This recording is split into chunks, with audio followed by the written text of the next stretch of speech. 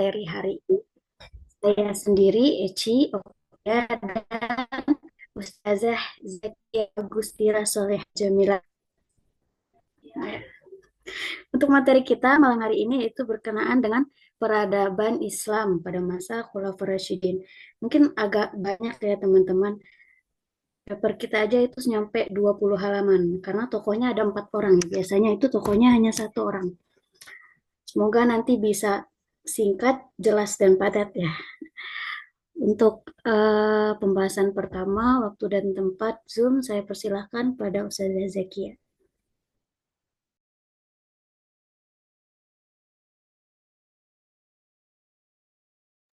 Baik, terima kasih Ustazah Eci.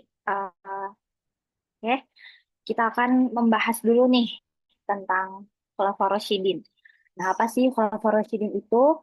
Nah, Khulafaur Rasyidin berarti para penerus Rasul yang merupakan para ulama yang cendekiawan. Pencetus nama Al-Khulafa Al-Khulafa Ar-Rasyidin berasal dari kaum muslimin atau para sahabat yang paling dekat dengan Rasulullah itu setelah beliau wafat. Nah, mereka menganggap bahwa empat tokoh yaitu bentar, empat tokoh ini yaitu ada Abu Bakar As-Siddiq, Umar bin Khattab, Utsman bin Affan, dan Ali bin Abi Thalib em, adalah orang-orang yang selalu mendampingi Rasulullah gitu ketika menjadi pemimpin dalam menjalankan tugas-tugasnya. Nah, lanjut. Nah, kita akan membahas tentang eh, masa peradaban Islam pada masa Khulafaur Rasyidin. Yang pertama, pada masa Abu Bakar As-Siddiq. Nah, eh, peristiwa wafatnya Rasulullah Shallallahu Alaihi Wasallam itu menyebabkan kesedihan ya para kaum muslimin di Madinah. Gitu. Hanya tidak adanya Nabi bersama mereka menjadi periode yang sangat sulit gitu bagi kaum muslimin gitu. Nah, wafatnya Nabi Muhammad ini memunculkan banyak pertanyaan gitu tentang kepemimpinan di Mekah selama 23 tahun Nabi memimpin umat Islam, gitu kan. Karena karena sebelum jenazah Nabi dikuburkan, karena sebelum sampai Rasulullah wafat, Rasulullah itu tidak mewasiatkan siapa gitu penerus beliau gitu untuk memimpin umat Islam ini gitu. Nah, maka sebelum jenazah eh, Nabi dikuburkan, Rasulullah dikuburkan, ada sekelompok tokoh utama dari kaum Muhajirin dan kaum Ansor ini berkumpul untuk menjawab pertanyaan soal kepemimpinan. Nah, ketika itu muncul ada usulan dua negara yang artinya satu dipimpin oleh kaum Muhajirin dan satu lagi ya dipimpin oleh kaum Ansor gitu. Namun, akan tetapi usulan ini tuh dianggap mengancam perpecahan umat. Akhirnya, Umar bin Khattab mencalonkan Abu Bakar As-Siddiq menjadi pemimpin politik negara Islam yang berpusat di Madinah gitu pada waktu itu. Nah, kenapa Umar bin Khattab mencalonkan Abu Bakar pada saat itu? Karena Abu Bakar As-Siddiq ini adalah eh, tepat gitu menjadi politik negara Islam yang karena Abu Bakar adalah pilihan yang tepat gitu ya. Sebab setelah Khadijah adalah orang yang pertama kali menerima Rasulullah sebagai nabi untuk mengikuti ajarannya. Nah, Abu Bakar As-Siddiq ini mendapat gelar Khalifatul Rasul yang artinya pengganti Rasulullah atau biasa disebut khalifah. Akan tetapi khalifah bukanlah nabi baru. Nah, di dalam Al-Qur'an juga menjelaskan bahwa Nabi Muhammad adalah nabi terakhir dan tidak ada lagi nabi yang datang setelahnya. Maka tugas khalifah bertindak sebagai pemimpin politik dengan mengikuti teladan yang diberikan Rasulullah SAW saat memimpin di Madinah. Nah, maka dari itu Abu Bakar melanjutkan program yang belum terlaksana di masa Rasulullah seperti pengiriman pasukan perang, terutama Usama bin Zaid. Terus Abu Bakar juga tetap mengirim pasukan tersebut ke Syam bagian selatan untuk bertempur gitu melawan Bizantium sebagai kelanjutan atau perang Mu'tah.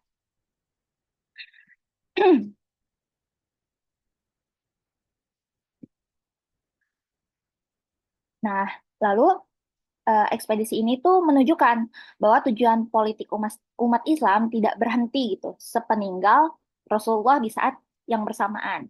Nah, di saat itu berbagai suku Baduy yang baru masuk Islam memulai mulai memberontak gitu. Mereka tuh nggak mau membayar zakat. Padahal zakat adalah merupakan pilar yang penting gitu dalam agama Islam. Mereka ini beralasan karena Rasulullah ini tuh udah meninggal, maka sudah wafat gitu, maka sumpah setia kepada Islam itu udah nggak berlaku lagi. Jadi mereka tuh kayak udahlah Rasulullah udah meninggal, jadi nggak usah lah perlu-perlu bayar zakat lagi gitu. Nah em, setelah itu bukan hanya muncul suku Baduy tersebut, muncul juga nabi-nabi palsu gitu. Nabi-nabi palsu, salah satu yang menonjolnya adalah Musailamah Al-Kadzab. Nah, lalu Abu Bakar ini menyatakan bahwa mereka yang memberontak dan yang nggak bayar zakat gitu, yang nggak mau membayar zakat, dinilai telah murtad. Adapun muncul-munculnya nabi palsu ini ancaman gitu bagi Islam pada saat itu. Lalu atas kondisi ini, eh, tindakan militer yang diambil oleh Khalifah Abu Bakar As-Siddiq menunjuk pada Khalid bin Walid sebagai panglima pasukan yang dikirim ke bagian timur untuk memadamkan gerakan pemberontakan. Nah, Khalid bin Walid ini terkenal di Seantereos gitu Arab karena ia tuh belum pernah kalah gitu dalam pertempuran yang dilakukan sebelum atau sesudahnya masuk Islam gitu. Dan inilah alasan mengapa gitu politik ini Khalid bin Walid terpilih. Lalu dan benar saja gitu ya teman-teman, pasukan di bawah Panglima Khalid bin Walid ini berhasil gitu mempertahankan Madinah dari ancaman pemberontakan serta berhasil juga memukul mundur pasukan Musailamah Al-Kadzab. Bahkan Musailamah Al-Kadzab ini juga terbunuh gitu di dalam peperangan yang dikenal dengan peperangan Yamamah.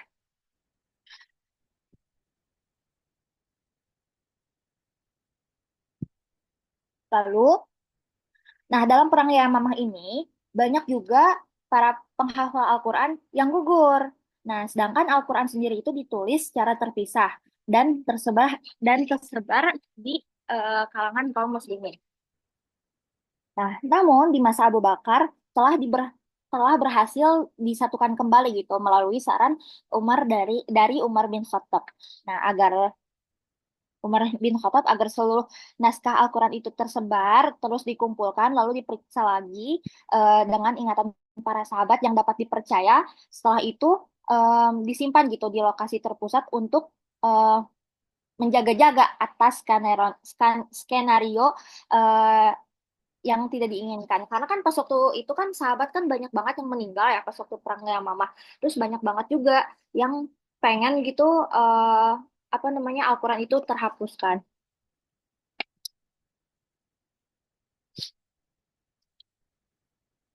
Lalu pada masa Abu Bakar As-Siddiq ini kekhalifahannya hanya berlangsung selama 2 tahun dari tahun 630 Masehi sampai wafatnya tahun 634 Masehi. Nah, dalam 2 tahun ini, Khalifah Abu Bakar mampu menstabilkan negara Islam sepeninggalan Nabi Muhammad SAW dan melengkapinya dengan memanfaatkan melemahnya kekuatan Imperial Romawi di belahan utara. Nah, 2 tahun pada masa kepemimpinannya telah membuahkan teladan juga tentang peran khalifah dalam umat Islam dan keberlanjutan keyakinan muslimin setelah Rasulullah wafat. Bahkan nih kepemimpinan Abu Bakar sebagai khalifah menjadi contoh gitu ya bagi khalifah berikutnya. Nah, setelah wafatnya Abu Bakar As-Siddiq, eh, sebelum wafatnya Abu Bakar ini tidak menunjuk keturunannya gitu sebagai pewaris tahta kekhalifahan beliau gitu. Beliau ini memilih seseorang yang ia yakini gitu untuk yang memenuhi syarat juga mampu memegang tugas sebagai khalifah. Pada akhirnya Abu Bakar memilih Umar bin Khattab gitu sebagai penerus beliau. Lalu untuk selanjutnya Umar bin Khattab, pada masa Umar bin Khattab ini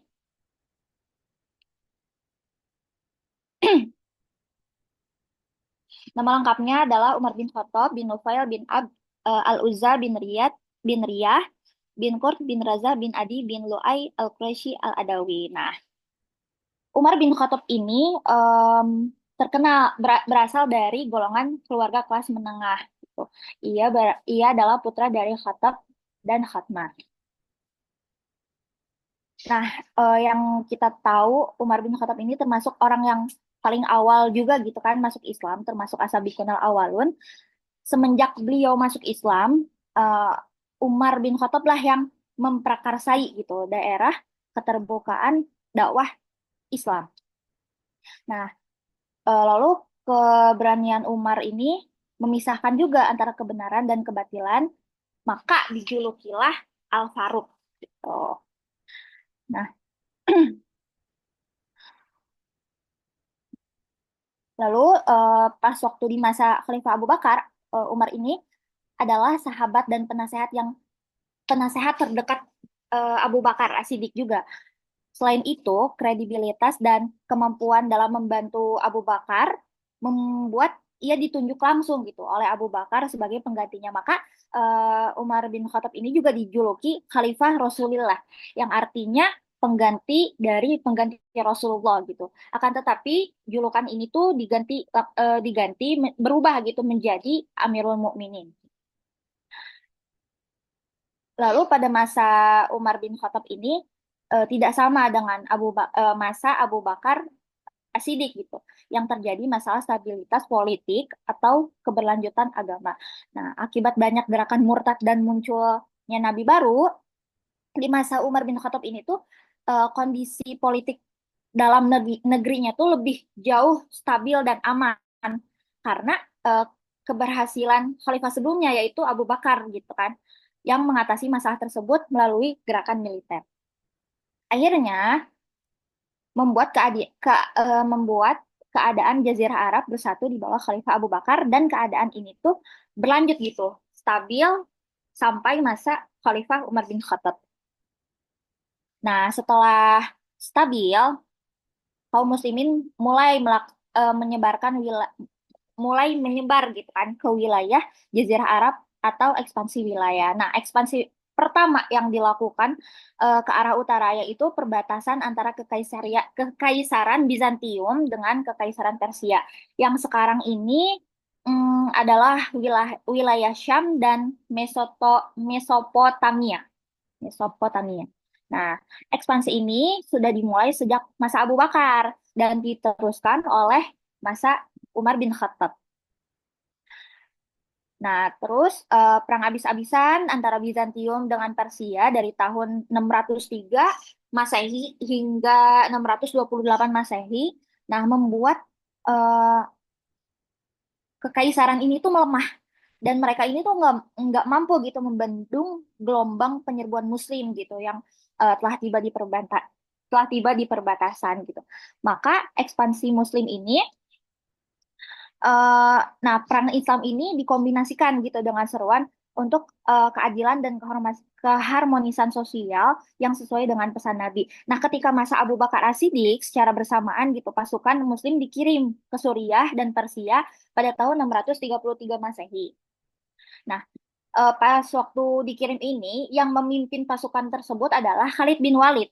Khalid bin Walid eh, memimpin ke arah Persia, sedangkan Yazid bin Abu Sufyan memimpin ke arah Syam dan berhasil menaklukkan kekuatan Bizantium di Syam. Nah, pada masa ini ekspedisinya memfokuskan gitu penyerbuan ke Syam di mana pasukan Khalid yang sedang memerangi Persia diperintahkan untuk membantu pasukan yang ada di Syam. Jadi setelah apa namanya setelah ke Persia si Khalid bin Walid ini tuh membantu pasukan Yazid bin Abu Sufyan ke Syam gitu. Setelah itu, pasukan gabungan Muslim bertemu dengan pasukan Bizantium dalam Perang Peranajdain yang berlangsung 30 kilometer dari barat Yerusalem. Pasukan Muslim ini tuh berhasil memukul mundur pasukan Romawi yang dipimpin oleh saudara Kaisar itu sendiri. Pasukan Bizantium eh, yang tersisa di kota Yerusalem itu sudah terbentengi dengan baik gitu. Setelah itu pasukan muslimin yang setelah itu akhirnya pasukan muslimin itu menang dan em, dan menguasai wilayah pedalaman Palestina. Setelah itu, pada 630 Masehi dibuatlah perjanjian dengan penduduk setempat dengan tujuan untuk memenangkan ketaklukan gitu penduduk setempat. Dalam perjanjian tersebut, Umar bin Khattab menjanjikan bahwa hidup, harta, dan agama mereka akan dilindungi dari gangguan selama mereka ini membayar apa sih jizyah atau upeti kepada pemerintahan Islam.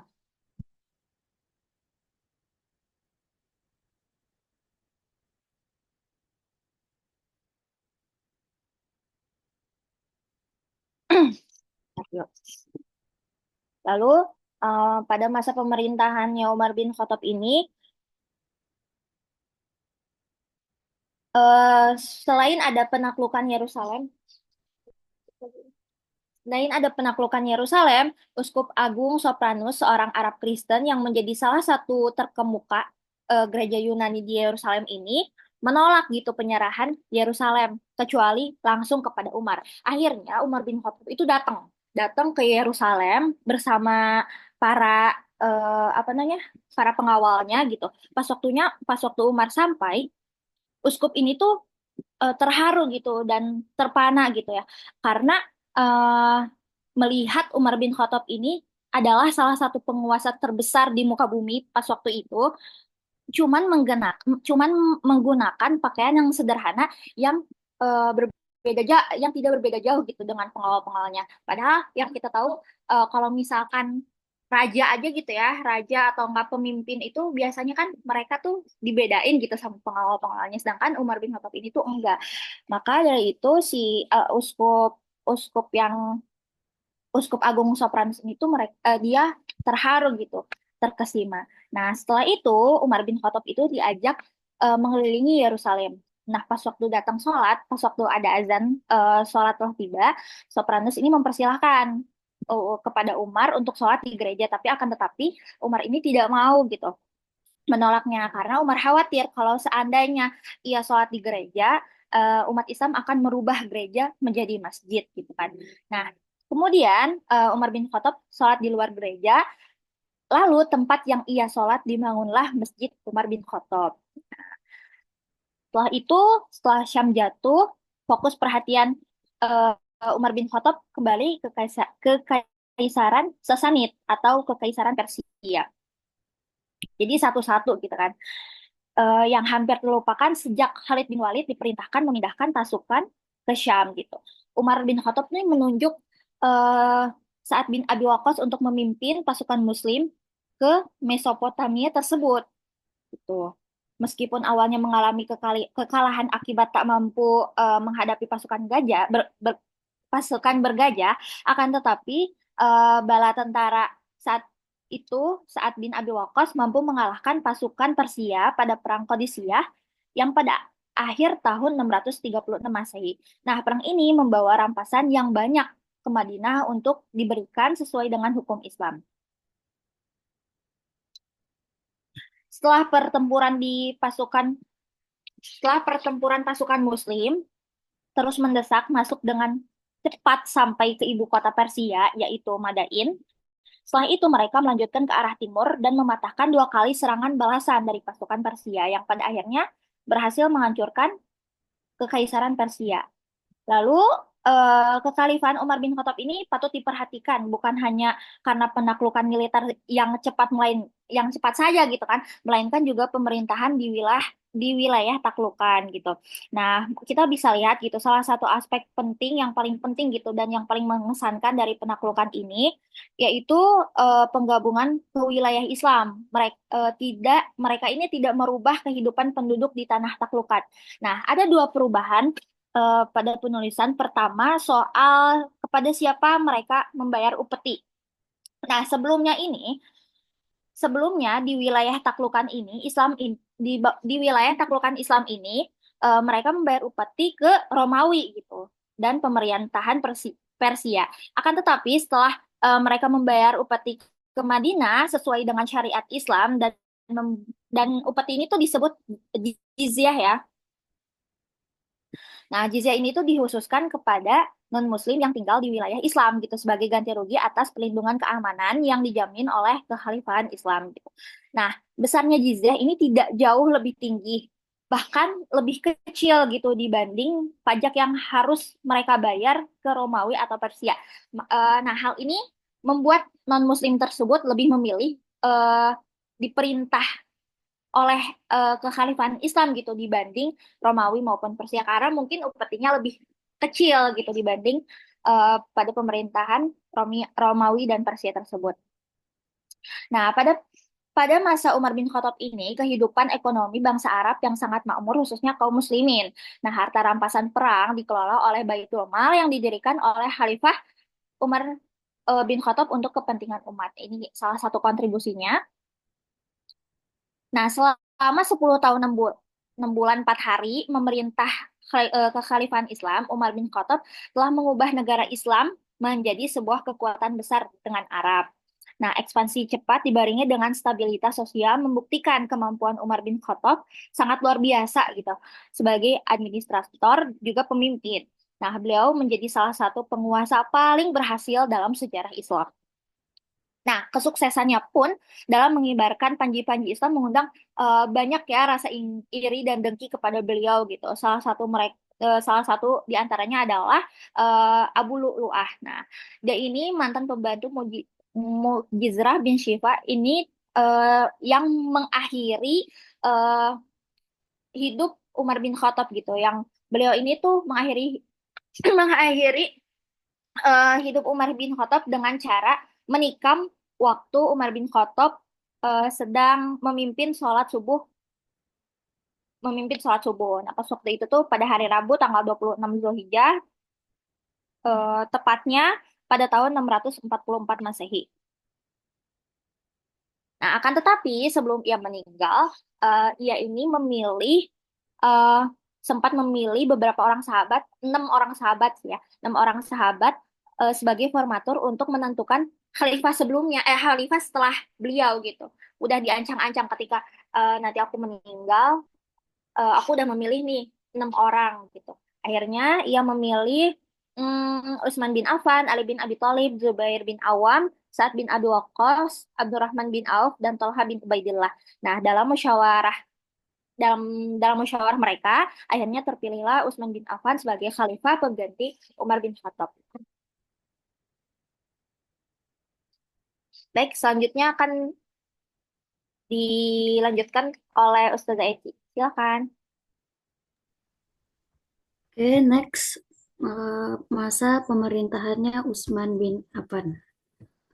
Nah, untuk biografinya beliau ini nama lengkapnya adalah Utsman bin Affan bin Abdul As bin Umayyah. Nah, jadi beliau ini dari golongan Bani Umayyah.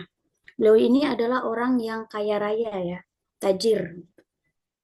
Nah, selain itu beliau ini Utsman juga termasuk dari salah satu ashabikuna awalun, orang yang pertama masuk Islam dari golongan konglomerat. Nah, untuk kepribadiannya, beliau ini jujur, dermawan, dan sangat rendah hati. Membuat ia dinikahkan dengan 2 anak Rasulullah, nah yaitu Ruqayyah dan Ummu Kalsum. Tentu saja setelah Ruqayyah meninggal baru Utsman menikahi Ummu Kalsum. Ya. Selain itu, Utsman juga dijuluki dengan Zunnurain atau sang pemilik 2 cahaya. Karena Utsman ini beristri 2 putri Rasulullah SAW. Sedangkan menurut pendapat sejarawan yang lain itu karena Utsman ini gemar membaca Al-Quran ketika malam di dalam sholatnya. Jadi 2 cahaya ini yang dimaksud adalah Al-Quran dan sholat gitu. Nah, sebelumnya tadi ketika masa khalifah sebelumnya Umar ya sudah memilihkan 6 kandidat dan akhirnya yang terpilih adalah Utsman. Nah, karena menimbang Utsman ini dari kalangan Umayyah yang cukup berpengalaman juga soal tata negara. Nah, sebelum datangnya Islam juga Bani Umayyah ini berpengaruh terhadap pemerintahan. Contohnya dari keluarga Bani Umayyah telah menjabat gubernur Syam dalam Muawiyah bin Abi Sufyan. Dan Muawiyah ini sukses dalam menjadikan Syam ini sebagai tulang punggung kekhalifahan Islam. Kemudian di masa Utsman tetap dipertahankan Muawiyah ini. Muawiyah ini sepupunya ya, sepupunya Utsman bin Affan. Tetap dipertahankan sebagai gubernur gubernur Syam. Nah, lalu Utsman menunjuk saudara sepersusuannya Abdullah bin Sa'ad sebagai gubernur di Mesir. Lalu sepupunya yang lain ditunjuk di Irak, yaitu Abdullah bin Amir di Basrah dan Said bin As di Kufah. Nah, ini permasalahannya nanti di awal. Tentu saja Utsman ini memiliki alasan ya menunjuk bisa dibilang masih keluarganya ya sepupu-sepupunya kenapa mengangkat keluarganya gitu untuk menjadi gubernur atau menduduki pemerintahan gitu. Alasannya karena memang keturunan Umayyah ini ya tadi paham gitu atau memang basicnya di tata negara itu bisa gitu. Nah, kemudian Utsman bin Affan melanjutkan langkah dan penekanan Umar bin Khattab pada militer, di mana Utsman memerintahkan pembangunan armada angkatan laut pertama dalam sejarah Islam. Tujuannya untuk menggagalkan setiap serangan balik dari Kekaisaran Bizantium. Nah, dalam sejarah pembangunan armada kapal tersebut, Gubernur Syam yaitu Umayyah ya dan Mesir saat itu dibantu oleh keterampilan orang Kristen lokal. Orang Kristen yang sebelumnya berada di bawah kedaulatan Bizantium menunjukkan semangat besar dalam pekerjaannya bagi pemerintahan Islam. Hal ini disebabkan mereka yang beragama Kristen tadi, orang lokal, Kristen lokal itu, dan sekte Kristen lain tidak diakui oleh Kekaisaran Bizantium. Nah, malah perlakuan kaum muslimin ini terhadap mereka lebih baik gitu daripada Kekaisaran Bizantium. Dari situlah mereka lebih berpihak kepada Kekaisaran Muslim.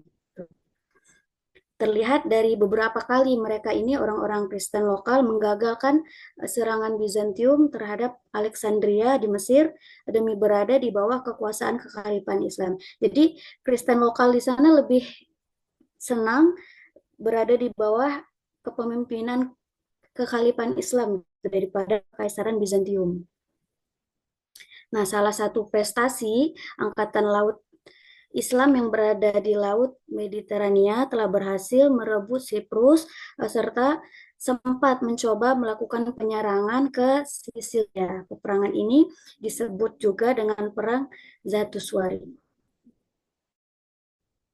Penghasilan dari militer ini juga terus berlanjut di daratan saat Muawiyah memimpin pasukan Syam yang kuat untuk masuk ke Armenia melawan pasukan Bizantium, daerah pegunungan Anatolia yang diisi sebagian besar penduduk Yunani menjadi batas alam antara masyarakat Bizantium dan Muslim, terbentuk di sekitar batasan modern Turki dan Suriah yang sekarang. Kemudian lebih jauh ke timur, pasukan Muslim terus memaksa masuk ke jantung Persia di bawah pimpinan Abdullah bin Amr, penakluk sisa kerajaan Sasanid. Sisa kerajaan Sasanid ini tidak secepat penaklukan di daerah Irak. Nah, di sana masyarakat lebih homogen dan lebih terhubung dengan pemerintahan Sasanid. Akibatnya pada perang tersebut memakan banyak korban gitu dari pasukan Muslim.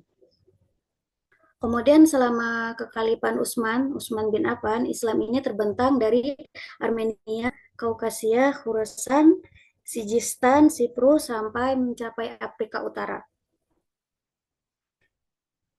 Ya, selain itu, Khalifah Utsman juga berhasil membuat kompilasi dari teks asli Al-Quran. Ini kontribusinya ya, kompilasi dari teks Al-Quran yang lengkap. Nah, kemudian membuat salinan yang banyak ya berdasarkan teks asli tadi juga telah dibuat untuk distribusikan agar bisa disebarluaskan gitu ke dunia Islam. Karena kan wilayah Islam tadi sudah luas gitu. Jadi Al-Quran diperbanyak lagi di salinannya agar umat-umat muslim di penjuru dunia dapat gitu. Dalam mengerjakan proyek yang besar ini, beliau dibantu dan banyak mendapatkan masukan dari Zaid bin Sabit, Abdullah bin Zubair, Said bin As, dan Abdurrahman bin Haris. Nah, bahkan Utsman berhasil membangun administrasi kekhalifahan yang terpusat dan menetapkan penerbitan Al-Quran secara resmi. Kemudian dibangunlah gedung khusus pengadilan agama yang semula berada di Masjid Nabawi. Selain itu, beliau juga memperluas Masjid Nabawi dan Masjidil Haram. Untuk masa kekhalifahan Utsman bin Affan ini di antara empat khulafa ini, beliau paling lama 12 tahun. 12 tahun ya memerintah. Namun para sejarawan ini membagi dua periode, di mana 6 tahun pertama ini pemerintahan Utsman keadaan negeri aman, stabil begitu. Tetapi 6 tahun berikutnya atau 6 tahun terakhir terdapat kekacauan politik dalam negeri akibat ketidakpuasan atas kebijakan pemerintah. Munculnya kekacauan ini akibat penunjukan saudara-saudara Umayyahnya yang tadi untuk menduduki jabatan-jabatan penting dalam pemerintahan. Gitu. Tadi kan banyak sepupunya ditunjuk jadi gubernur ya, gubernur Syam, gubernur Mesir dan sebagainya. Mungkin Umar memiliki alasannya tersendiri, tapi kan orang lain menganggap oh ini cikal bakal nepotisme ini. Gitu. Apa yang sekarang disebut itu politik dinasti gitu ya. Nah, kemudian ini cikal bakal perpecahan ya di antara umat muslim. Kemudian pada tahun 656 Masehi, sekelompok tentara dari Mesir ke Madinah, datang ke Madinah untuk memprotes protes langsung khalifah yang berkaitan dengan kebijakan ini dan pembagian rampasan perang antara prajurit dan pejabat pemerintahan di Mesir. Utsman sebenarnya telah mendengar perselisihan ini dari dua sisi, kemudian beliau berjanji mengambil langkah-langkah penyelesaian masalah secara adil. Setelah menghadap Utsman bin Affan di Madinah atas protes beberapa pasukan dari Mesir, kelompok pasukan ini pulang ke Mesir. Namun dalam perjalanan pulang, pasukan ini menemukan surat. Nah, ya, surat yang diduga ditulis khalifah untuk gubernur Mesir. Isi suratnya itu berisi perintah hukuman mati bagi mereka yang datang tadi untuk memprotes.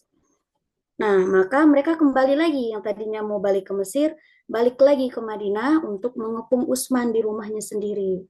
Ya, meskipun menghadapi banyak ancaman kematian ya, Utsman bin Affan ini menolak memerintah penduduk Madinah membersenjatai diri dan melawan para pemberontak tadi. Karena Utsman khawatir akan terjadinya pertumpahan darah gitu. Dia juga mencegah sepupunya Muawiyah tadi, gubernur Syam, untuk mengirim pasukan khalifah agar tidak terjadi pertumpahan darah tadi. Nah, banyak sahabat yang menentang pemberontakan ini, tetapi mereka tidak berdaya menghentikannya.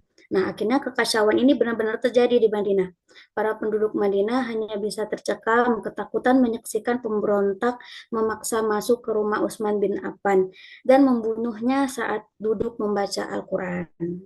Nah, jadi Khalifah Utsman bin Affan ini wafat pada ketika beliau sedang membaca Al-Quran di rumahnya. Oke, dunia Islam ini gempar atas peristiwa tragis di Madinah tersebut yang merenggut nyawa sang khalifah. Kemudian para pemberontak tadi yang ke Madinah menguasai Madinah menunjuk sendiri khalifah barunya. Nah, mereka ini yang para pemberontak menunjuk Ali bin Abi Thalib, sahabat sepupu sekaligus menantu Nabi Shallallahu Alaihi Wasallam. Ali bin Abi Thalib yang teguh mempertahankan kehormatan dan keadilan sebagaimana para sahabat terdekat. Nabi menolak ditunjuk Ali menolak ditunjukkan oleh orang-orang pemberontak. Ini lanjut ke Ali ya, sayang. Nah, tadi kan Ali ditunjuk tuh untuk menggantikan Utsman bin Affan oleh para pemberontak yang ada di Madinah. Awalnya Ali menolak. Tapi akhirnya karena memang yang lebih cocok itu Ali, akhirnya dia menyetujui. untuk melanjutkan kekhalifahan Utsman bin Affan. Sekarang masuk ke Ali bin Abi Thalib. Uh, untuk biografinya Ali bin Abi Thalib. Ali bin Abi Thalib ini berasal dari keluarga Bani Hashim ya, keluarga terhormat di suku Quraisy. Ali merupakan putra dari Abu Thalib, paman yang mengasuh Nabi sewaktu kecil. Ali ini juga termasuk sabiqunal awalun, orang-orang yang pertama masuk Islam dari kalangan anak-anak, di mana ketika masuk Islam itu Ali baru berusia 10 tahun. Ali ini juga sangat dekat dengan Rasulullah. Jadi Ali ini sepupu sekaligus menantu Rasulullah dengan cara itu istri Ali itu adalah Fatimah putrinya Rasulullah. Oke, Ali bin Abi Thalib terpilih menjadi khalifah Islam setelah terjadi pemberontakan di Madinah yang menewaskan Utsman bin Affan. Terbunuhnya Utsman di tengah pemberontakan menyisakan permasalahan yang besar di antara kaum muslimin dan menjadi beban berat bagi pemerintahan Ali bin Abi Thalib. Untuk masa pemerintahan Ali bin Abi Thalib ini hanya 6 tahun ya. 6 tahun. Tapi karena sisa dari pemberontakan pada masa Utsman bin Affan, jadi pemerintahan Ali bin Abi Thalib ini bisa dikatakan tidak berjalan dengan stabil gitu selama 6 tahun itu. Karena banyaknya pemberontakan. Namun masa kepemimpinan Ali bin Abi Thalib telah meninggalkan catatan sejarah yang amat penting. Beberapa kebijakan besar dilakukan Khalifah Ali, di antaranya memindahkan ibu kota kekhalifahan Islam dari Madinah menuju Kufah yang terletak di Irak. Kemudian penyempurnaan Al-Quran dengan pemberian tanda titik dan harokat. Karena mengingat luasnya wilayah Islam serta banyaknya pemeluk Islam yang berasal dari non-Arab, ya, termasuk kita non-Arab, membuat banyaknya kesalahan dalam membaca teks Al-Quran. Kemudian kita kembali ke persoalan pemerintahan Ali tadi. Situasi kekhalifahan Ali dihadapkan pada persoalan yang rumit, di mana gubernur Syam saat itu Muawiyah ya, Muawiyah kan sepupunya Utsman, enggan menyatakan ketundukannya pada Khalifah Ali sebelum dituntaskannya kasus pembunuhan Utsman tadi. Nah, Muawiyah ini menuntut hukuman bagi para pemberontak yang membunuh Utsman. Namun, mengingat para pemberontak yang sedang menguasai Madinah adalah hal yang sulit dilakukan oleh Ali, sebab dapat berakibat pada terjadinya pertumpahan darah terhadap sesama Muslim. Nah, Ali ini berusaha untuk menghindari itu, biar tidak ada pertumpahan darah lagi, gitu. Nah, karena keadaan Madinah sudah tidak kondusif, maka Khalifah Ali memindahkan ibu kota Khalifahan Islam ke Kufah, karena di Kufah eh, dukungan terhadap Khalifah Ali ini sangat tinggi. Di Kufah juga merupakan salah satu kota pertama yang dibangun oleh Kekhalifahan Islam sejak masa Umar bin Khattab. Nah, sementara itu, dalam menyikapi pemberontak yang ada di Madinah itu,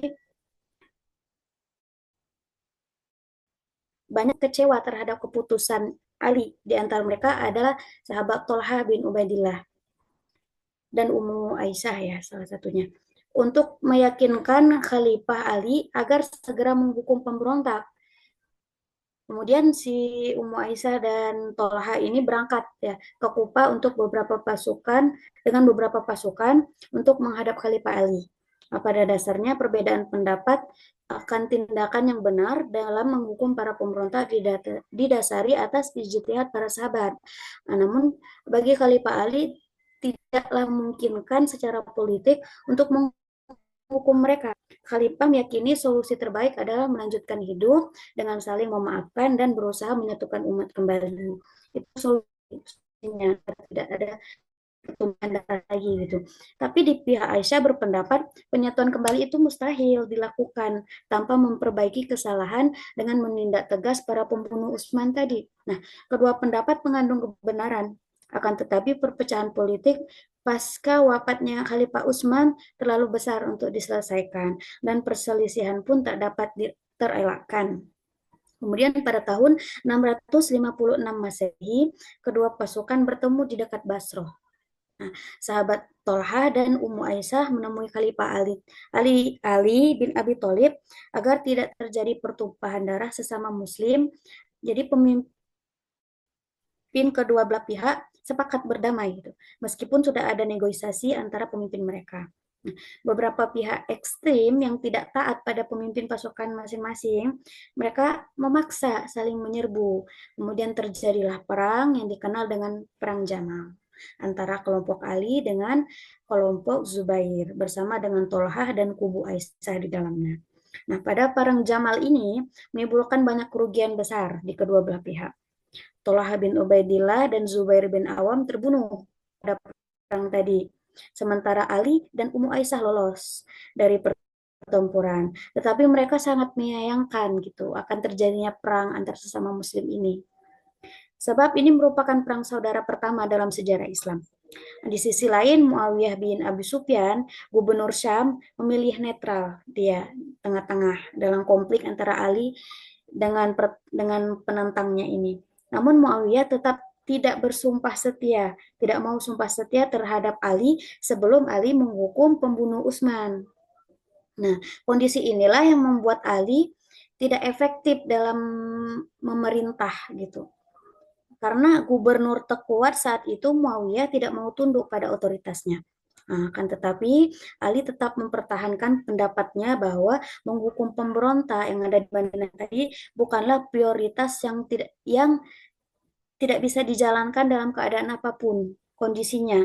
Nah, saat itu memang benar-benar membuat Khalifah Ali dalam kondisi sulit, dalam posisi sulitnya. Kemudian pada tahun 37 ya terjadilah perang antara kelompok Muawiyah dan kelompok Ali bin Thalib. Nah, pasukan Ali yang berjumlah lebih banyak berhasil mendesak pasukan Muawiyah, namun sebelum peperangan dimenangkan, pihak Ali mengajukan perdamaian atau gencatan senjata antara kedua belah pihak untuk menghindari pertumpahan darah yang lebih besar. Amr bin As menjadi tahkim ya, atau penengah di antara kedua belah pihak tersebut. Nah, Ali pun setuju dengan adanya penyelesaian melalui tahkim tadi atau arbitrase ya. Akhirnya Ali bertemu dengan Muawiyah di suatu tempat antara Irak dan Syam tempatnya. Nah, terjadi dan bagaimana hasil pertemuan ini sulit diungkap dalam sejarah. Kesimpulannya, kelompok penengah ini menginginkan solusi untuk menurunkan Ali dan Muawiyah dari kekuasaan. Nah, lalu melakukan pemilihan kekhalifahan baru. Nah, saat hasil arbitrasi ini diumumkan kepada kedua belah pihak, kelompok pendukung Ali ini menentang keputusan dari penengah tadi karena menganggap terdapat kecacatan dalam hasil arbitrasenya tersebut. Lalu ada pula kelompok pendukung Ali lainnya yang justru menentang Alinya karena beliau bersedia menyerahkan nasib kekuasaannya kepada penengah. Hmm pecah lagi di sini ya. Hal ini membuat terpecahnya pendukung Ali, kelompok penentang Ali tersebut dijuluki dengan Khawarij. Nah, dari sini cikal bakalnya Khawarij, yang artinya orang yang meninggalkan. Sebab selain menentang Ali, mereka juga menganggap orang-orang yang tidak sependapat dengan mereka itu kafir gitu, dikit-dikit kafir. Khawarij ini adalah kelompok pertama dalam sejarah Islam yang telah melepaskan diri dari konsep ketauhidan secara umum dan menjadi ancaman baru bagi dunia Islam. Khalifah Ali ini kemudian memerangi kelompok Khawarij ini dan berhasil menghancurkan kelompok utamanya pada tahun 658 Masehi. Namun bibit-bibit Khawarij ini tetap tersebar secara sembunyi-sembunyi, berusaha melakukan percobaan pembunuhan juga kepada Muawiyah dan kepada Ali sekaligus. Khawarij ini. Nah, benar saja percobaan pembunuh terhadap kedua tokoh tersebut dilakukan pada tahun 661 Masehi. Namun kelompok Khawarij ini gagal membunuh Muawiyah karena dijaga ketat oleh pasukan pengawal pribadinya. Nah, sedangkan Ali ini tidak dijaga ketat. Artinya dia mengikut jejak-jejak khalifah sebelumnya. Artinya dia hidup seperti rakyat biasa gitu, tidak dikawal oleh pengawalnya. Nah, hal ini dimanfaatkan oleh kelompok Khawarij. Seorang tokoh Khawarij bernama Abdurrahman bin Muljam berhasil membunuh Khalifah Ali bin Abi Thalib saat beliau sedang menuju Masjid Agung Kufah. Ali meninggal setelah Ali bin Abi Thalib wafat, kekhalifahan dilanjutkan oleh putranya yaitu Hasan atau saudara kembarnya Husain, ya. Tapi masih menyisakan perselisihan antara pendukungnya dengan pendukung Muawiyah di Syam. Khalifah Hasan melihat keadaan yang tidak menentu ini antara sesama muslim, di mana kaum muslim telah lama bertikai antara sesama mereka ya sejak wafatnya Utsman tadi, maka Hasan ini menyerahkan jabatannya kepada Muawiyah bin Abi Sufyan. Nah, padahal Hasan ini hanya beberapa bulan saja menjabat. Tuh.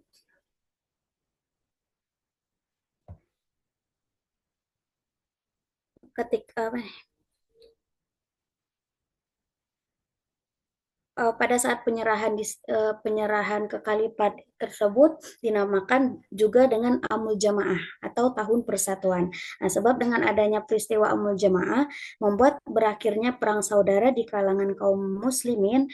Peristiwa Amul Jamaah terjadi pada tahun 61 Hijriah atau 661 Masehi. Sejak saat itu secara resmi kekhalifahan berpindah ke tangan Muawiyah bin Abi Sufyan, sekaligus pindahnya pusat kekhalifahan Islam dari Kufah ke Damaskus yang berada di Syam. Oke, hanya itu yang dapat kami sampaikan mengenai peradaban di masa Khulafatul.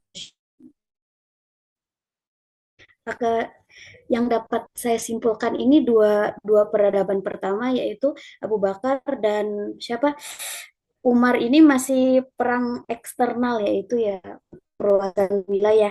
Sedangkan masa Utsman dan Ali ini udah perang internal gitu sesama Muslim, pertumpahan darahnya sama Muslim.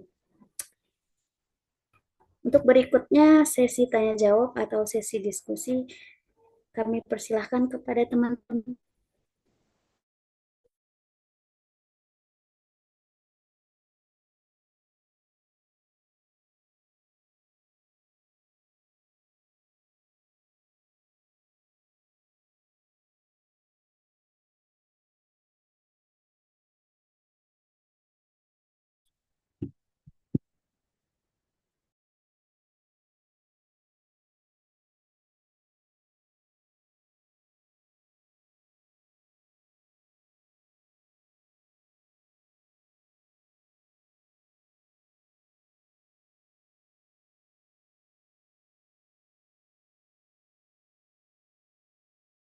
Bagaimana kawan-kawan?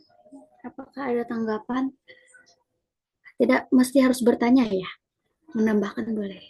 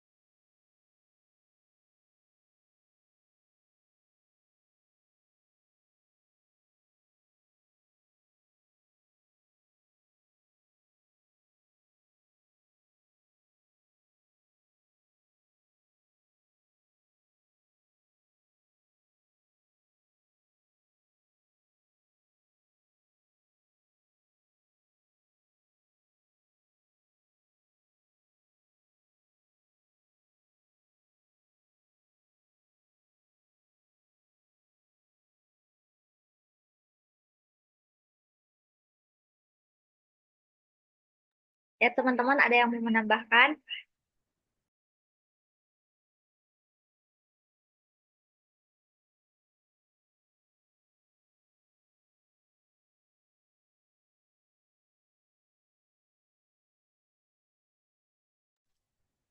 Bismillah. Assalamualaikum, Ustazah. Waalaikumsalam Ya, Ustaz. tadi ini sedikit ada diskusi mungkin ya. Eh, Tadi yang sudah disampaikan oleh Ustazah Eci, Ustazah Zaki ya, tentang peradaban pada masa Khulafaur Rasyidin. Nah, mungkin eh, saya ingin tahu gitu ya, bagaimana kontribusi ya daripada Khulafaur Rasyidin itu dalam sisi pendidikan ya, dan juga pembentukan lembaga-lembaga ilmu pengetahuan ya, bagaimana perkembangan ilmu pengetahuan ini pada masa mereka ya dalam mempengaruhi peradaban Islam selanjutnya ya. Gimana Ustazah? Tafadhal, syukran. Assalamualaikum.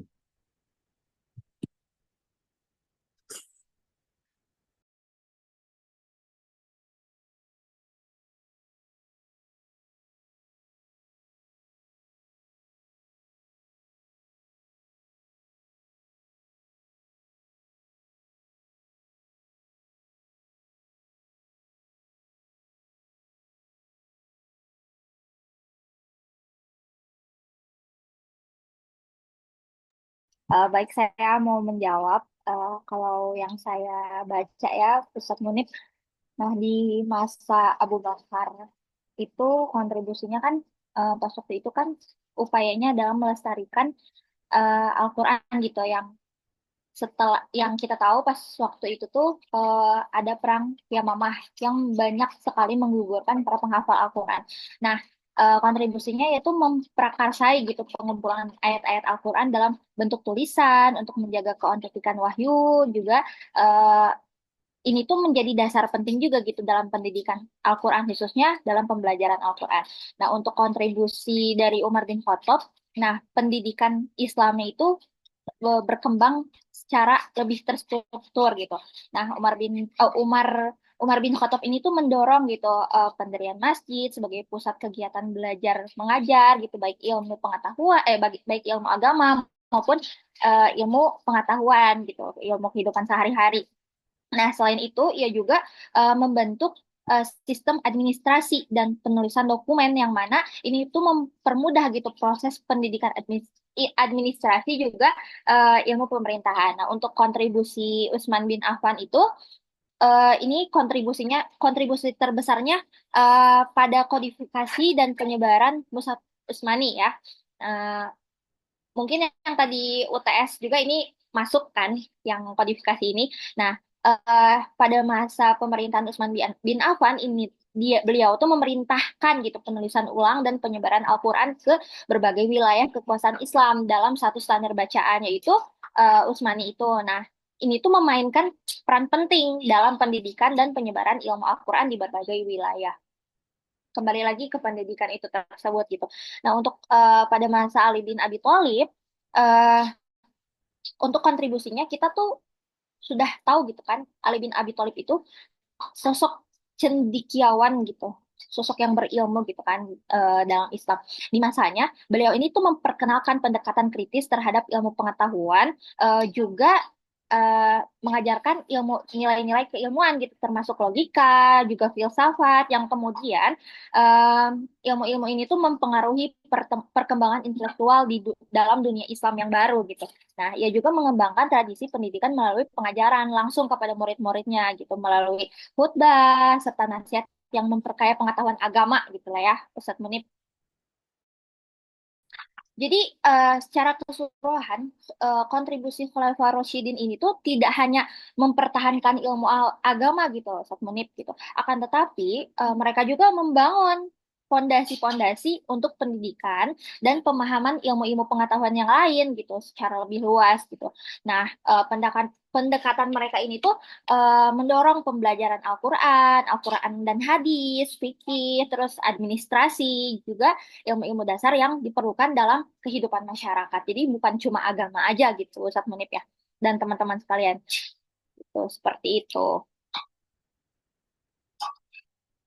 Bagaimana Pak Munib? Cukup? Iya, cukup, Masya Allah. Terima kasih. Teman yang lain silahkan.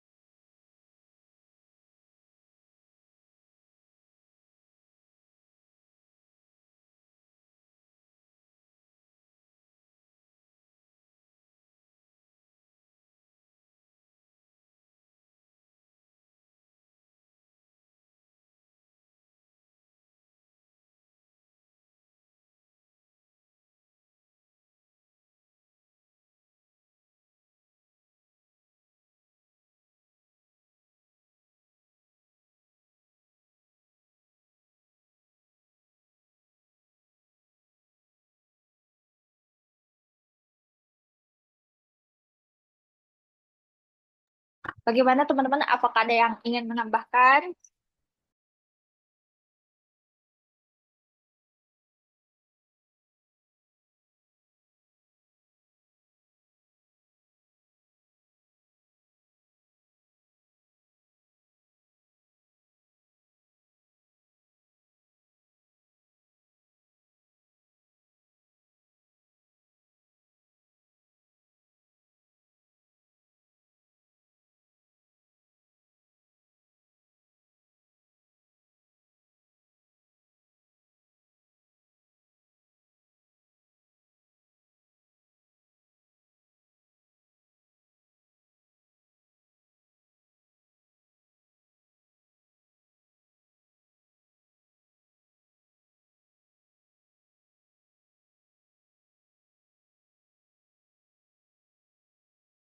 Bagaimana teman-teman kalau tidak ada, bisakah kita serahkan ke Pak Dokter? Waktunya masih banyak sebenarnya, sekitar 45 menit lagi.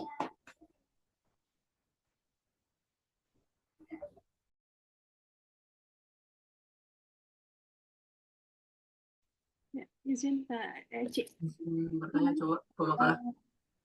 Ketika yang disampaikan peradaban ketika zaman kekhalifahan Umar ya, Umar bin Khattab gitu ya. Bagaimana yang saya lihat itu perekonomian ya Kak, perekonomian yang bagus gitu ya. Ada Baitul Mal, kemudian apa tuh memperkenalkan juga istilah sistem perpajakan seperti itu ya. Kemudian dia juga terkenal dengan toleransinya ya, toleransi terhadap orang yang luar Islam artinya seperti itu. Saya menyoroti dalam sistem ekonomi ya. Mungkin kalau peradaban dari zaman kekhalifahan Umar ini ditarik ke kondisi kita Pak, ke kondisi keindonesiaan seperti apa? Mungkin ada hal-hal yang bisa kita ambil atau dari Baitul apa namanya itu pengoptimalan gitu ya dari pajak atau ekonomi atau tadi Baitul Mal.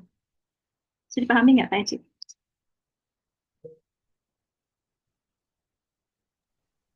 Coba lebih sederhananya lagi Teh.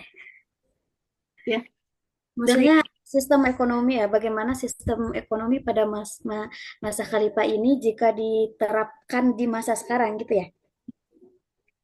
ya gitu kan.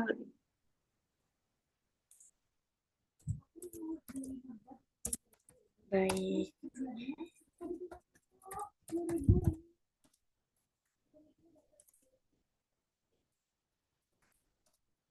Yang lain masih ada?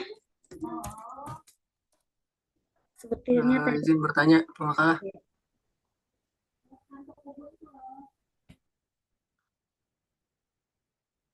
Kedengeran nggak suaranya?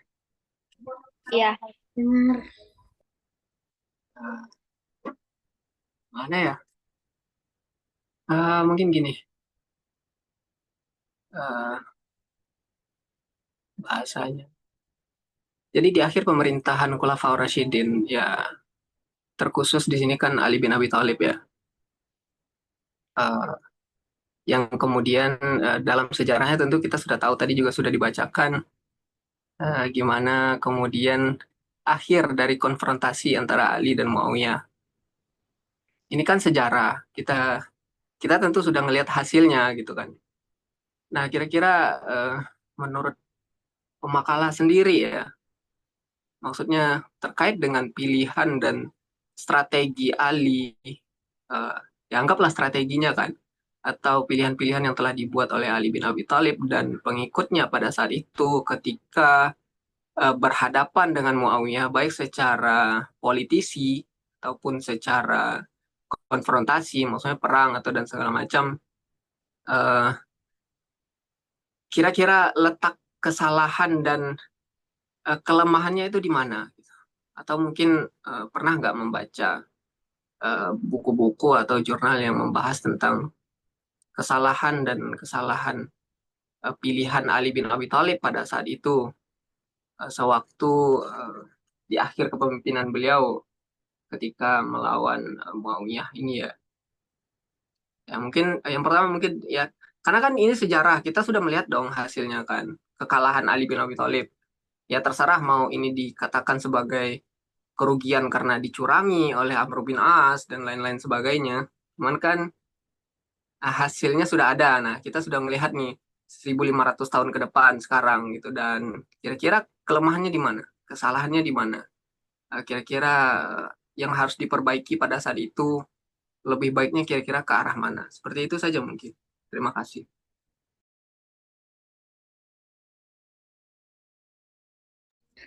Sama-sama. Sebentar, bisa Furqan dulu ya. Tadi maksudnya ketika Ali bin Abi Thalib dan Umayyah ini perang gitu ya. Itu awalnya dari mana salahnya gitu ya? Atau Bukan. kalau bisa mengulang sejarah itu Ali ini mengambil keputusan yang salah di mana gitu. Iya benar. Kira-kira seperti itu nggak sih? Maksudnya kelemahan Ali pada saat itu apa gitu? Terhadap pilihan-pilihannya, terhadap strategi-strateginya dalam berhadapan dengan Muawiyah. Mungkin dalam peristiwa tafkimnya, iya kan, tafkim nggak sih? Tafkimnya Ya, ataupun ini yang tadi. lain-lainnya gitu kan. Karena kan hasilnya jelas, mereka kalah kan, sehingga kemudian terpecah lagi. Eh, Kira-kira, Jadi iya, menurut pemakalah itu gimana? jadi kan Kesalahan.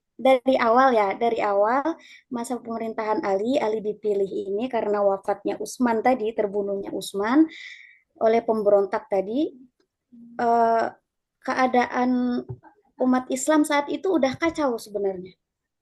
Ya benar. Hmm. Tapi tentu yang memegang tampuk kekuasaan pada saat itu Ali kan. Ya, Maksudnya yang, keputusan ada pada Ali. ya keputusan Sebenarnya ada kalau pada Ali menurut dong. saya atau tidak tahu ya kalau teman-teman yang lain berbeda pendapat. Kalau bisa diulang lagi sejarahnya, kalau saja Ali ini bisa tegas tadi dalam menghukum pemberontak yang membunuh Utsman ini, mungkin Muawiyah akan tunduk dan tidak akan terjadi pepecahan. Berarti salahnya tadi di sini. Padahal kan sudah diperingatkan sama Ummu Aisyah tadi ya, sama Tolhah, minta dihukum yang memberontak ini, yang memberontak, yang membunuh Utsman ini agar segera dihukum. Sedangkan kata Ali, itu bukan prioritas sekarang katanya. Saya tuh nggak mau pertumpahan darah terjadi lagi. Sebenarnya kalau di posisi Ali serba salah juga. Kalau lah dihukum, pasti akan terjadi pertumpahan darah lagi. Kalau tidak dihukum, tetap akan jadi pertumpahan darah dengan Muawiyah.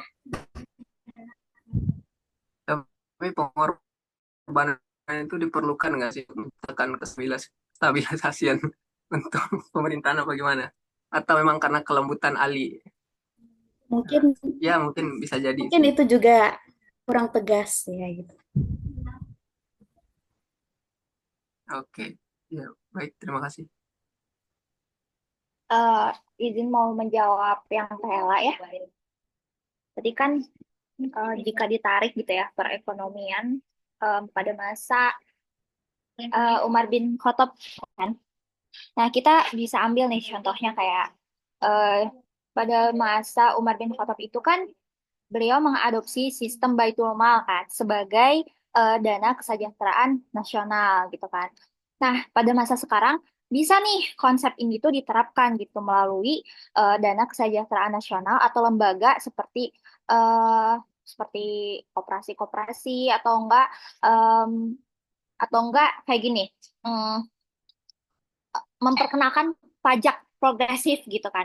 Nah, pas waktu zaman Umar bin Khattab ada sistem pajak seperti jizyah, upeti yang tadi telah dijelaskan. Nah, untuk di masa sekarang ini pajak progresif nih yang bisa diterapkan gitu di mana warga yang berpenghasilan tinggi membayar pajak lebih besar gitu dibanding warga yang berpenghasilan rendah. Terus kayak mm, stan standarisasi gaji gitu kan. Untuk pas waktu zaman Umar bin Khattab, Umar ini tuh menetapkan gaji standar bagi pejabat dan pasukan. Nah, saat ini untuk zaman kita ini gitu kan ya, uh, bisa diwujudkan dengan menerapkan gaji minimum yang layak serta memberikan intensif gitu kepada pegawai negeri sambil memperketat pengawasan anti korupsi. Nah, terus pada zaman Umar bin Khattab biar ekonominya stabil itu Umar ini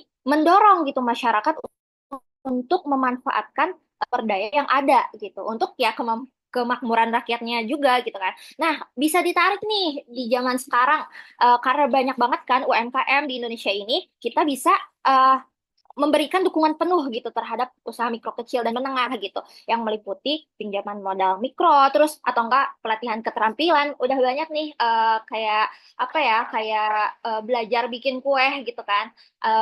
Banyak banget nih UMKM yang jualan kue tapi di sisi lain yang jualan kue itu tuh nggak sekedar jualan kue tapi mereka juga bikin workshop bikin kue. Nah itu salah satunya gitu kan, itu kan salah satu itu kan bisa memakmurkan kita juga gitu. Pertama bisa memakmurkan si yang punya UMKM tersebut, yang si tukang kue tersebut bisa memakmurkan kita agar kita bisa bikin usaha tersebut gitu kan, atau enggak bisa lebih dari itu. Seperti itu. Yang terakhir pada zaman Umar bin Khattab ini Umar bin Khattab tuh sangat mementingkan pendidikan gitu baik dalam agama ataupun keterampilan. Nah, bisa ditarik gitu di era modern ini tuh sistem pendidikan dapat mengintegrasikan pelajaran kewirausahaan, terus literasi finansial, terus eh, etika ekonomi seperti itu. Jadi dengan menerapkan prinsip-prinsip kebijakan ekonomi pada masa Umar bin Khattab dalam sistem modern gitu, dalam sistem yang sekarang gitu ya, eh, pemerintah itu bisa membangun ekonomi yang lebih inklusif gitu, yang lebih adil. Seperti itu sih, Tela. Insya Allah ya.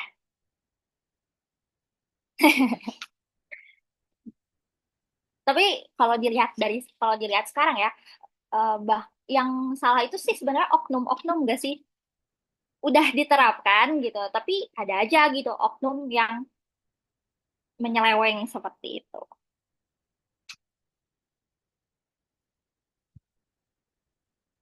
Bagaimana?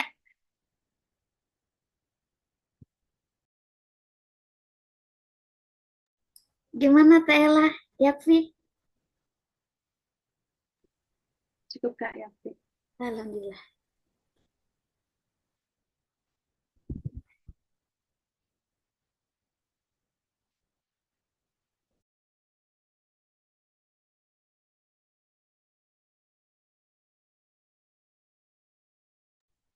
Silakan teman-teman jika masih ada. Oh, Satira silakan. Hanya masukan aja buat Eci tadi. Tadi Eci bilang Hasan dan Husain saudara kembar. Mereka bukan saudara kembar. Aktanya berbeda. Hasan Hussein. Ah, Bagaimana? tadi di ujung-ujung Ustazah Eci bilang Hasan dan Husain itu saudara kembar. Ya, Ah, mereka bukan saudara kembar, aktanya berbeda. Hasan tahun 3 Hijriah, Husain 4 Hijriah lahirnya. loh. Masukannya itu aja sih.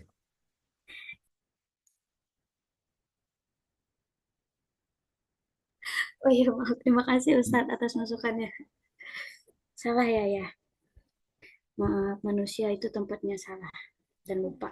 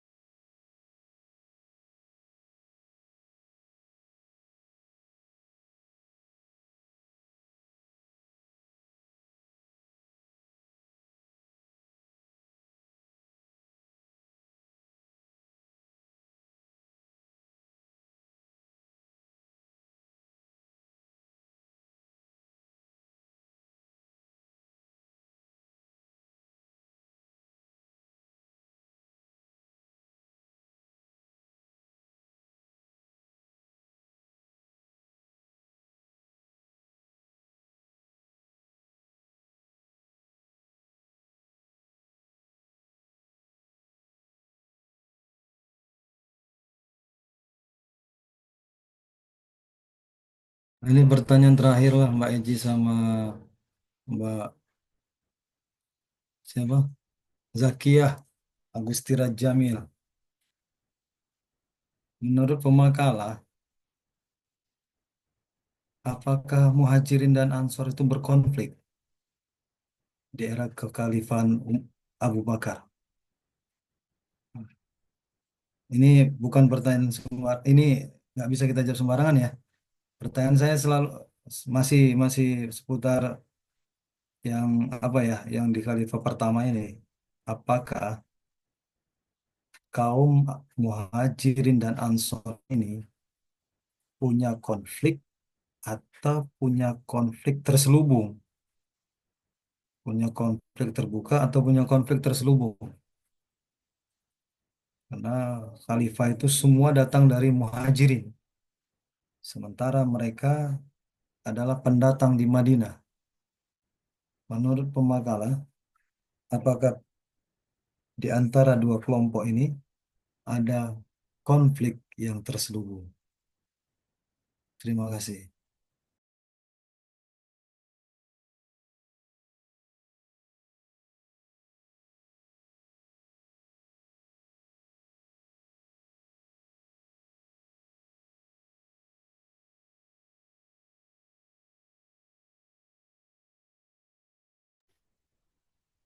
Saya dulu yang mengawali ya, nanti mungkin bisa ditambahkan oleh Ustazah Zaki ya. Dari awal pada pencalonan Abu Bakar ini mereka memang ada konflik ya karena sama-sama ingin mencalonkan dari kaumnya sendiri. Ansor punya kandidat, Muhajirin juga punya kandidat gitu. Namun setelah wafatnya Nabi ini khususnya dalam penentuan siapa yang akan melanjutkan kepemimpinan tadi atau khalifah, konflik ini berhasil diredam sebelum berkembang menjadi perpecahan yang besar gitu. Berkat mediasi dan pendekatan yang diambil oleh para sahabat senior ini.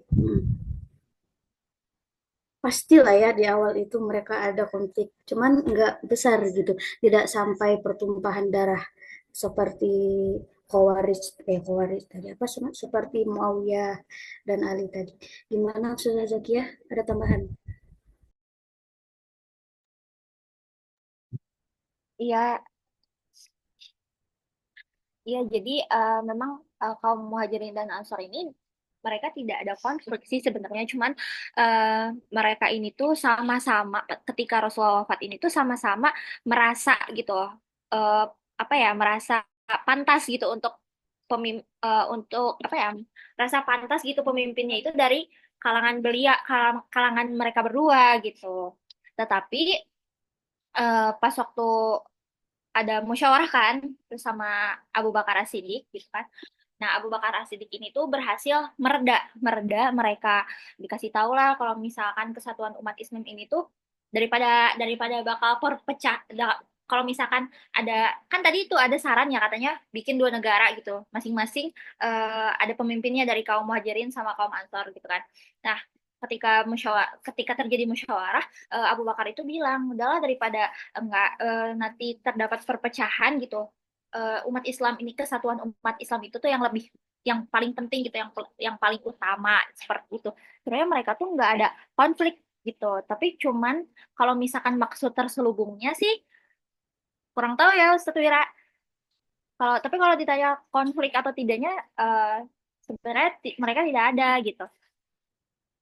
Cuman merasa paling aja gitu kalau kalau kaum Ansor itu merasa memiliki peran dalam menyebarkan Islam di Madinah gitu, terus membela Rasulullah juga. Tapi kalau kaum Muhajirin ini tuh merasa mereka itu tuh yang paling dekat dengan Rasulullah seperti itu. Jadi sama-sama merasa.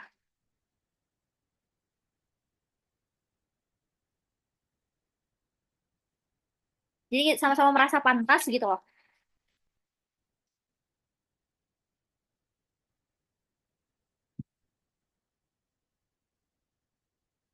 Gimana Pak Wira? Oke, terima kasih. Sama-sama. Sepertinya cukup ya. Boleh kita kembalikan ke Bapak dosen.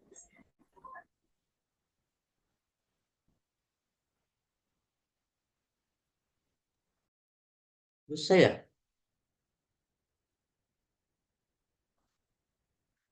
19.48. Masih ada waktu 15 menit lagi. Saya kan jam 8 tepat aja. Ada lagi yang mau bertanya ini tentang Khulafaur Rasyidin. Khulafa Rasyidin, peradaban Islam. kalau saya menyimpulkan mesti apa seputar yang pernah kita pelajari juga kan di pesantren. Saya belum dapat suatu hal yang baru aja gitu. Apa yang baru gitu. Seputar tadi kayak Abu Bakar, kemudian Umar, terjadi perperangan, berbagai macam peperangan. Ya, sering kita dengar apa yang baru. Wah,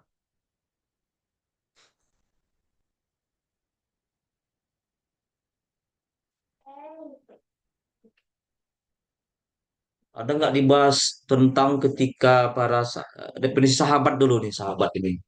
Sahabat kan tidak hanya Khalifah Rasyidin ini kan. Khalifah Rasyidin ini mungkin dikatakan sahabat paling terdekat, salah satunya karena memang as-sabiqul al-awwalunnya, orang Islam apa yang duluan masuk Islam pertama kali lah ya. Karena beda itu dia. Sahabat yang masuk Islam pertama, sahabat yang masuk Islam belakangan gitu. Kan harus dibedakan. Itu seharusnya tadi bahas kayak gitu juga enak tuh. Sahabat yang pertama kali masuk Islam, yang awal masuk Islam, sahabat yang terakhir masuk Islam. Apa namanya? Ya, kelompok yang terakhir masuk Islam, yang belakangan masuk Islam. Nah, setelah Nabi Muhammad wafat, misalnya peradaban ada di mana saja, kemana para sahabat ini setelah Rasul wafat, kan? Bagaimana dakwah Islam itu berkembang, kemana-mana saja mereka. Nah, bagaimana perkembangan di Kufah, bagaimana perkembangan di Basroh. Nah, karena ini kota-kota yang masuk dalam deteksi sejarah peradaban Islam nih, masa sahabat ini. Di Kufah, bagaimana keadaan peradaban Islam di sana. Karena sahabat wafat Rasul migrasi ke Kufah, migrasi ke Basroh. Atau kalau saya tanya Pemakala Kufah Basroh itu sekarang negara apa? Jangan-jangan nggak tahu Pemakala nih. Ini masalah Khulafaur Rasyidin nih. Kufah Basroh itu negara apa ini? Kufah dan Basroh. Siapa Pemakala?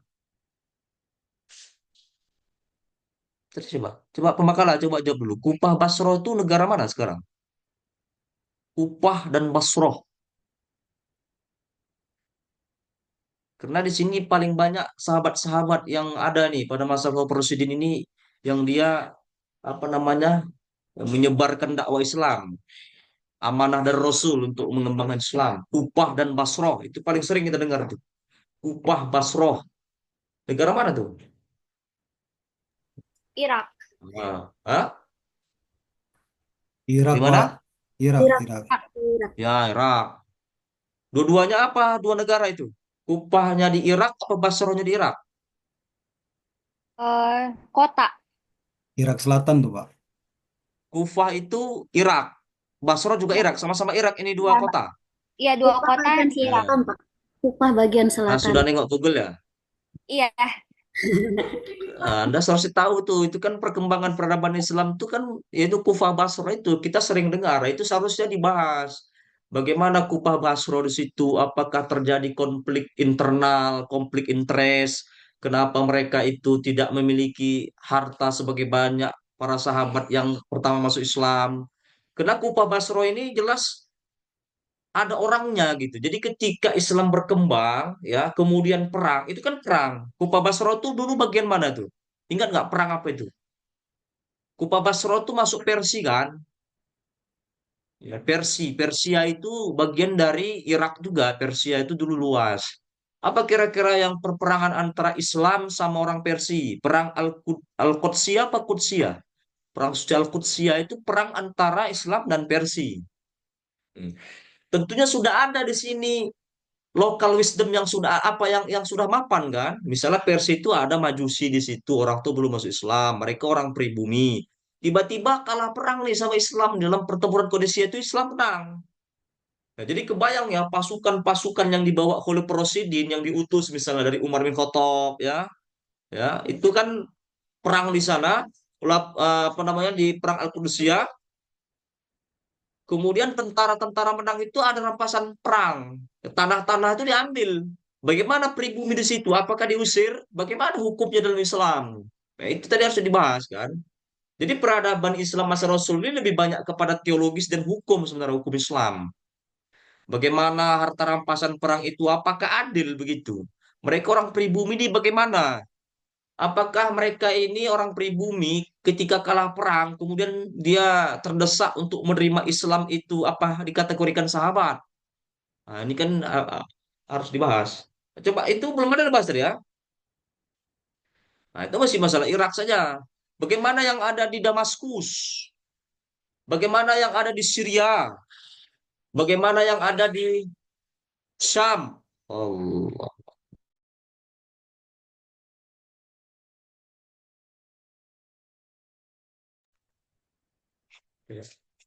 Bagaimana yang ada di Pustat? Pustat itu di mana Pustat? Pustat di mana Pustat? Negara mana Pustat itu? Ah, nggak tahu lagi, coba tengok di Google. Pustat itu negara mana? Mesir, Pak, Mesir. Ya, Mesir. Sekarang ada lagi Pustat. Sekarang berubah nama jadi apa? Kairo. Nah, ibu kota Mesir itu Kairo. Dulu Pustat itu. Nah, itu kan bagaimana sahabat-sahabat atau panglima perang yang diutus ke Pustat, ya kan? Pada masa Rasidin, bagaimana? Jadi itu dibahas. Jadi kota-kota yang terkenal pada masa Khalifah Rasidin ini yang mengalami peradaban itu lebih kota-kota kayak Pustat, ya. Itu kota-kota semua itu. Tentunya Mesir ini kan luas. Bagaimana yang desa-desa itu? Kenapa para sahabat ini nggak mau tinggal di desa-desa? Kenapa harus di Pustat itu? Kenapa harus ke Basrah? Kenapa harus ke Kufah? Kenapa harus di Damaskus? Kenapa nggak di Syria? Kenapa? Itu kan luas tuh. Kenapa nggak ke desa-desa saja? Nah, itu kan jadi pertanyaan. Oh, bisa jadi mungkin kok di desa-desa harta rampasan perangnya kurang kurang banyak.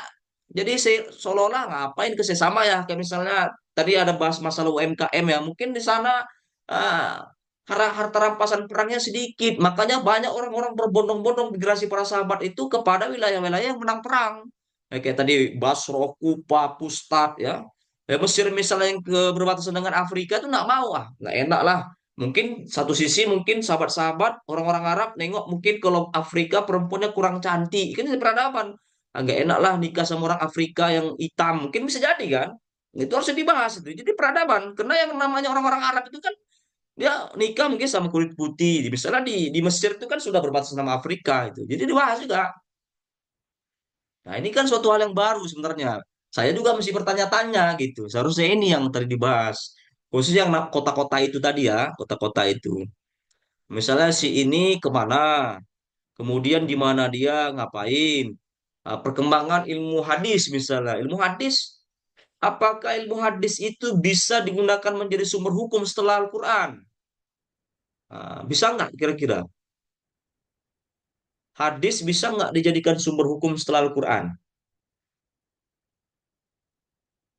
Menurut pemakalah gimana? Bisa nggak hadis dijadikan sumber hukum dalam Al-Quran?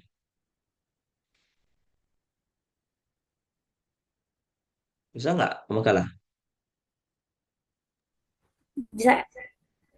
Hah? Bisa nggak hadis dijadikan sumber hukum setelah Al-Quran?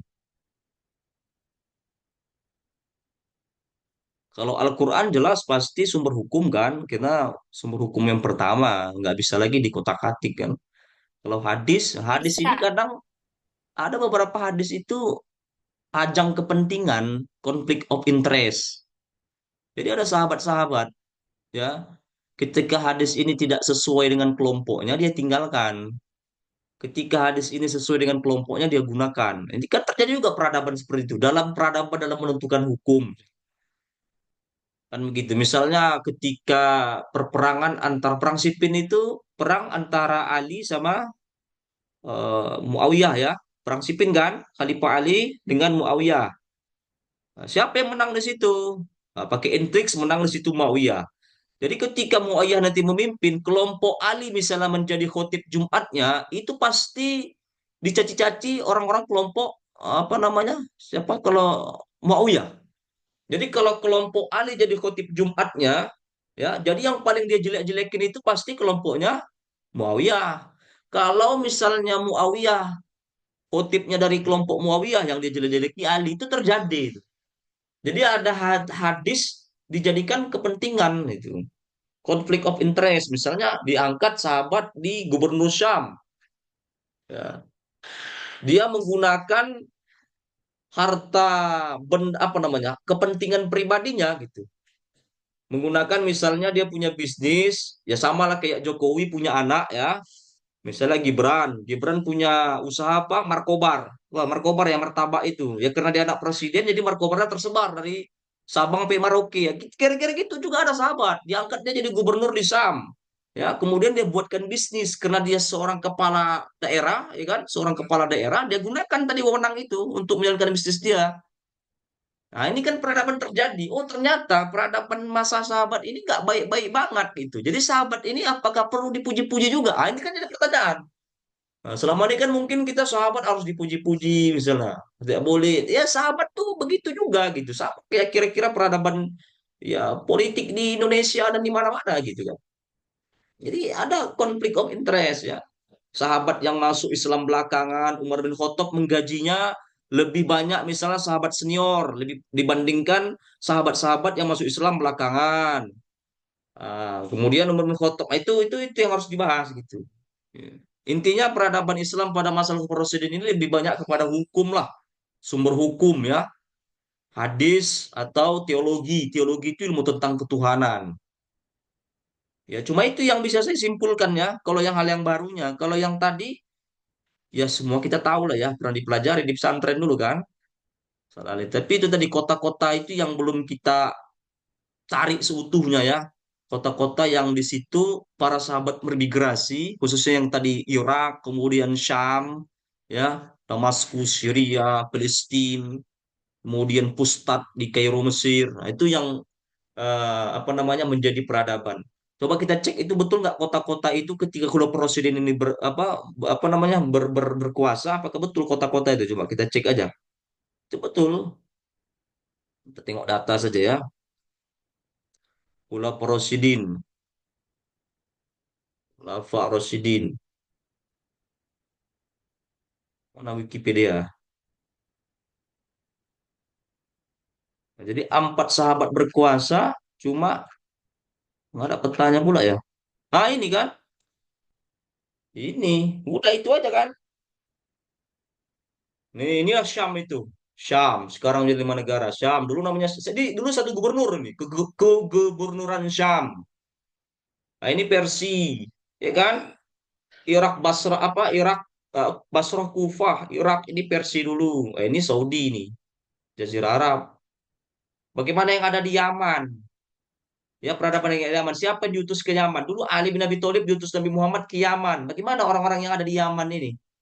Muaz bin Jabal diutus ke Yaman ini. Bagaimana yang ada di Yaman ini? Apakah sampai ke Oman juga Islam gitu kan? Nah, ini Pustat ini apa nih? Mesir tadi ya. Jadi inilah nih peradaban Islam tuh yang ada pada masa Rasulullah ini aja nih. Mesir, Jazirah Arab ya, Yaman, Saudi, Syam, Irak. Selesai. Oke, itu saja kesimpulan saya ya. Silakan di closing statement lah. Nah, satu lagi, makalahnya terlalu panjang, dikumpulkan minggu depan 10 saja sesuai dengan kontrak awal. Ya, kontrak awal kita itu 10, belengger kita bacanya 20, ngapain? Nanti tesis saja banyak-banyak. Ya, jadi cukup 10 saja, sudah sama daftar pustaka tuh 10, nggak usah banyak-banyak. Ya, nggak usah banyak-banyak, cukup 10 saja. Jadi, disimplifikasi, kumpulkan lagi Rabu depan.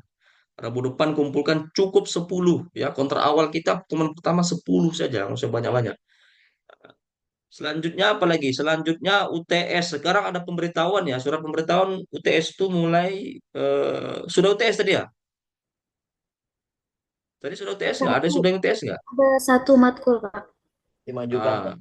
saya dapat pemberitahuan itu Rabu depan. Nah, kalau begitu Rabu depan kita nggak usah UTS ya, tetap dilanjutkan berarti makalahnya judulnya apa?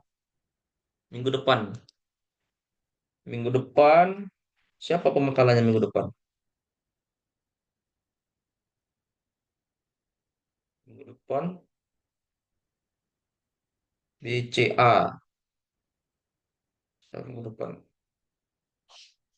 Minggu depan siapa pemakalanya? Saya Ustaz. Umayyah ya. Fauzan, ada Iya, Fauzan.